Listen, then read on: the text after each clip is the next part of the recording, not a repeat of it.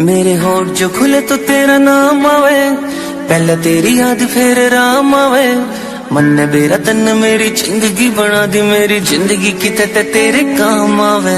तू ना जो कवे तो मेरी ना से, हाँ जो कवे तो मेरी हाँ से। जिसकी मैं बात कोई टाल को नहीं सकता वा, और कोई को न मेरी माँ से। मेरी माँ मेरा रब मेरी